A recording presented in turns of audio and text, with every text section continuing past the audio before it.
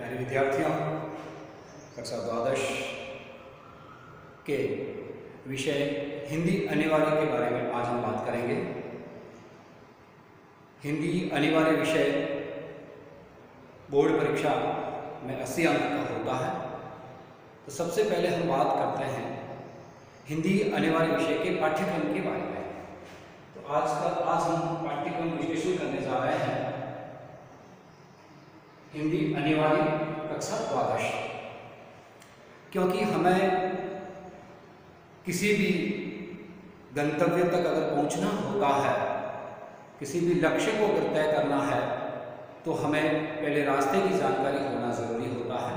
और ठीक उसी प्रकार शिक्षा के क्षेत्र में, अध्ययन के क्षेत्र में किसी विषय को पढ़ने की शुरुआत करने से पहले हमें उसके पाठ्यक्रम के बारे में जानकारी होनी चाहिए।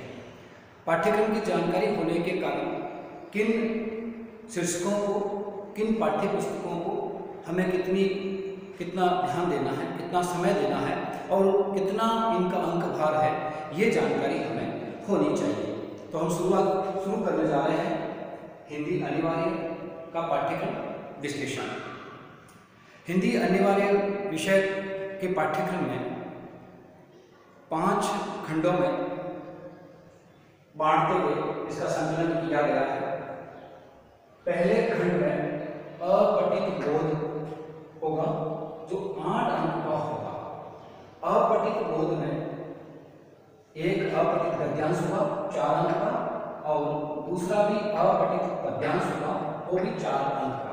अब अपठित बोध से तात्पर्य है कि इसमें जो अपठित गद्यांश और अपठित पद्यांश आएगा प्रश्न पत्र में, अपठित कहने के पीछे तात्पर्य है कि ये आपके कक्षा द्वादश के हिंदी अनिवार्य की पाठ्य पुस्तक में नहीं होगा, ये कहीं और से लिया गया होगा, इसलिए इसको कहा गया है अपठित बोध।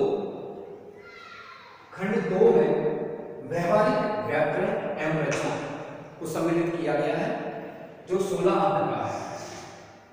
अब व्यवहारिक व्याकरण रचना में विभिन्न शीर्षकों को संकलित किया गया है। भाषा, व्याकरण एवं लिपि परिचय, पद परिचय, शब्द शक्ति, अलंकार। अलंकारों में अनुप्रास, श्लेष, यमक, उपमा, रूपक, उत्प्रेक्षा, विरोधाभास एवं उदाहरण अलंकार। अगला शीर्षक है पारिभाषिक शब्दावली। इसमें प्रश्न पत्र में अंग्रेजी भाषा के कोई 2 शब्द पूछे जाएंगे और उनकी हिंदी मीनिंग या हिंदी अर्थ आपसे प्रश्न पत्र में पूछा जाएगा। फिर पत्र व प्रारूप लेखन, इसके अंतर्गत अर्थशास्त्रीय पत्र, निविदा, ज्ञापन, विज्ञप्ति एवं अधिसूचना को संकलित किया गया है। इसमें होगा एक निबंध लेखन, अर्थात जहां तक हो सकेगा किसी तात्कालिक समस्या, तात्कालिक विचार या तात्कालिक घटना पर ही निबंध का शीर्षक होगा। उसके बाद खंड 3 में सृजन पाठ्य पुस्तक को संकलित किया गया है। इस पाठ्य पुस्तक का अंक भार है 32 अंक। इस पाठ्य पुस्तक से बोर्ड की परीक्षा के प्रश्न पत्र में सर्वप्रथम व्याख्या पूछी जाएगी जो विकल्प के साथ में होगी। एक सर्वप्रथम व्याख्या गद्य से होगी और दूसरी सर्वप्रथम व्याख्या पद्य भाग से होगी और इसका अंक भार है 8 अंक। उसके साथ ही निबंधात्मक प्रश्न 2 होंगे और दोनों ही प्रश्नों का अंक भार रहेगा 8 अंक।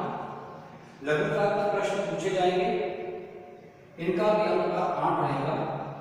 उसके साथ साथ सृजन पाठ्य पुस्तक में से कवि और लेखक का परिचय पूछा जाएगा, वो होगा 4 अंक।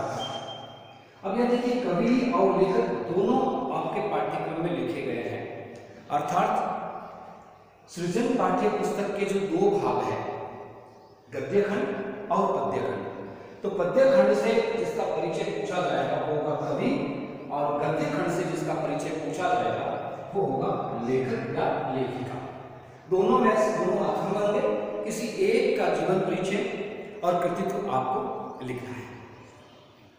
उसके बाद होगा प्रतिलिपिकात्मक प्रश्न होंगे, वो भी 4 अंक के होंगे।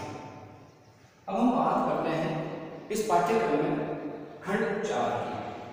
खंड 4 में पीयूष प्रभा पाठ्य पुस्तक को संकलित किया गया है, जिसके 12 अंक हैं। इस पाठ्य पुस्तक के 12 अंक हैं और ध्यान देने योग्य बात है, पीयूष प्रभा पाठ्य पुस्तक से किसी भी प्रकार की सप्रश्न व्याख्या नहीं आएगी। पीयूष प्रभा से केवल निबंधात्मक और लघुकथात्मक प्रश्न ही पूछे जाएंगे। खंड 5 जिसमें संवाद सेतु पाठ्य पुस्तक को संकलित किया गया है। आप देखेंगे कि जो आपके पास पाठ्य पुस्तक है संवाद सेतु, उसमें 10 अध्यायों का संकलन किया गया है। उस 10 अध्यायों में से अध्याय 1 से 5 तक वो आपके कक्षा एकादश में थे, जिनका आपने अध्ययन कर लिया है, और 6 से 10 तक के जो अध्याय है वो आपके कक्षा द्वादश के पाठ्यक्रम में सम्मिलित किए गए हैं। संवाद सेतु जिसका अंकभार 12 अंक रहेगा, इसमें जिन जिन शीर्षकों को सम्मिलित किया गया है वो है समाचार लेखन, विविध लेखन, साक्षात्कार लेने की कला, पत्रकारिता, और मैं बात करूं तो ये विविध प्रकार की पत्रकारिता होती है। विभिन्न क्षेत्रों में होने वाली पत्रकारिता के बारे में इस शीर्षक के अंतर्गत आप अध्ययन करेंगे। वो विज्ञान के क्षेत्र की हो सकती है, वो फिल्मी क्षेत्र की हो सकती है, व्यापार की हो सकती है, और भी अन्य क्षेत्रों में के अंतर्गत होने वाली पत्रकारिता के बारे में इस शीर्षक के अंतर्गत आप अध्ययन करेंगे। उसके बाद खंड 5 में जिसको संकलित किया गया है वो है वार्ता, रिपोर्टाज, यात्रा वृत्तांत एवं डायरी लेखन। इन सबको मिलाते हुए कक्षा द्वादश के हिंदी अनिवार्य के पाठ्यक्रम का निर्माण किया गया है। तो इस पाठ्यक्रम विश्लेषण में हमने देखा कि हिंदी अनिवार्य के पाठ्यक्रम को 5 खंडों में विभाजित किया गया है, और सर्वाधिक अंक खंड 3 जिसके अंदर सृजन पाठ्य पुस्तक को संकलित किया गया उसका है। इस पाठ्यक्रम विश्लेषण के अनुसार और प्रत्येक खंड के अंक भार के अनुसार आप इन सबको समय देते हुए अपनी तैयारी को मूर्त रूप दें। आप सभी को शुभकामनाएं।